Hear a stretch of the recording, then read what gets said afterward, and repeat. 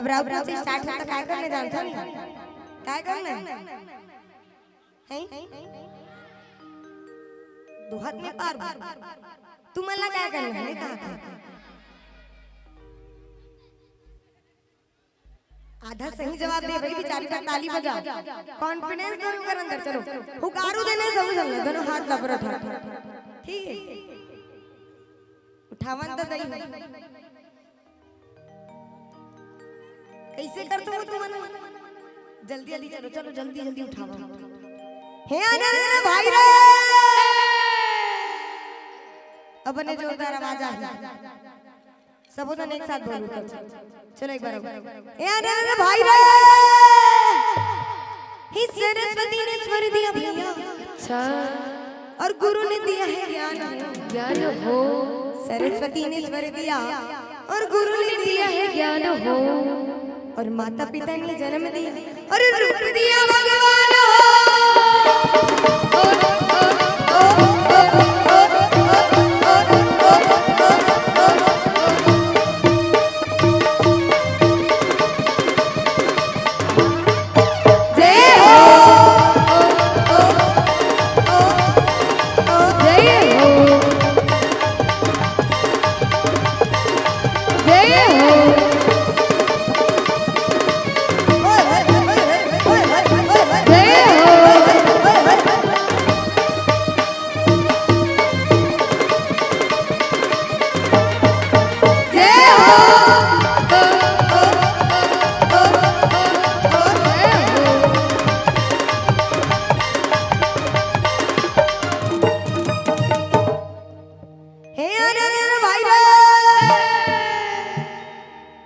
बहनी मन ठीक है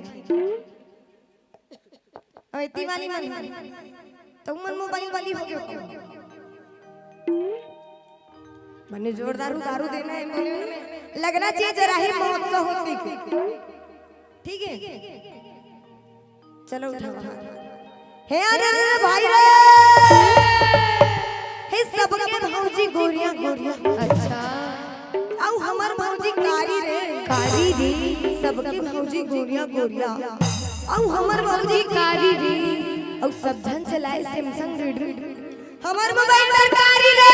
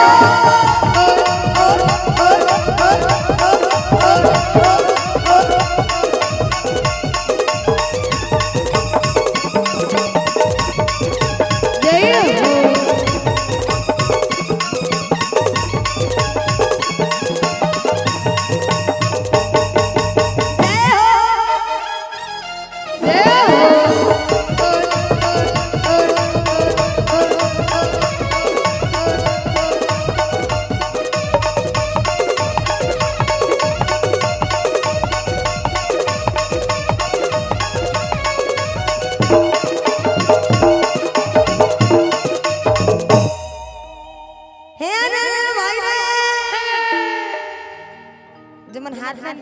नहीं उठाए तो तुम छत्तीसगढ़ के नौकर होगा पाकिस्तान ले आओ तुम तो उठावा चलो हे अरे भाई हे हड़िया करे भुड़ुर भाड़र संगी अच्छा अब परे करे उदासी उदासी हड़िया करे भुड़ुर भाड़र संगी औ परई करे उदासी औ कौन खार जाबे घुरी तर लइका परे उपासे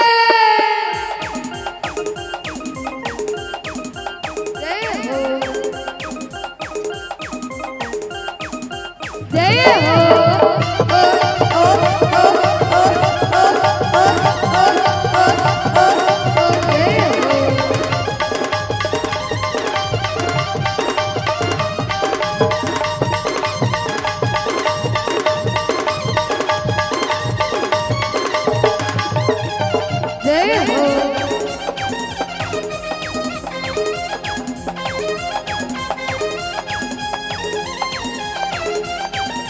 जय हो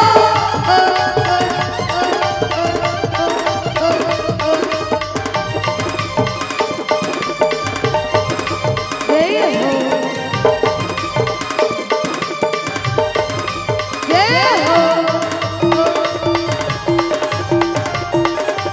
जय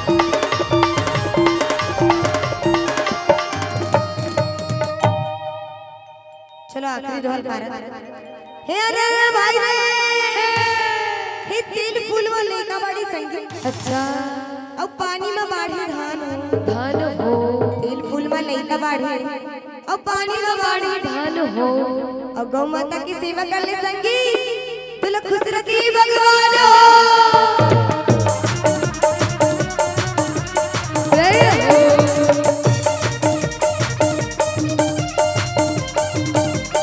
जय हो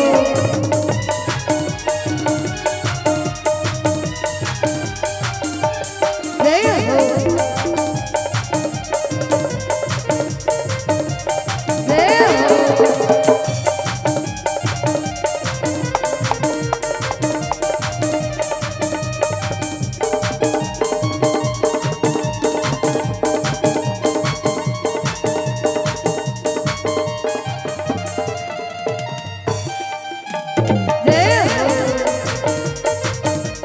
जय हो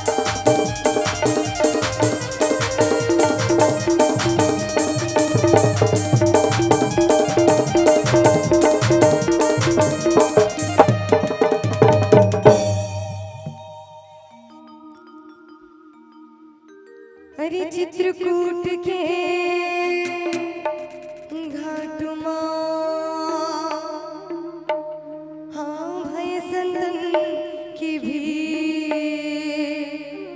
और तुलसीदास चंदन घिसे तिलक ले तू रघुवीर बोल सियावर रामचंद्र की जय हो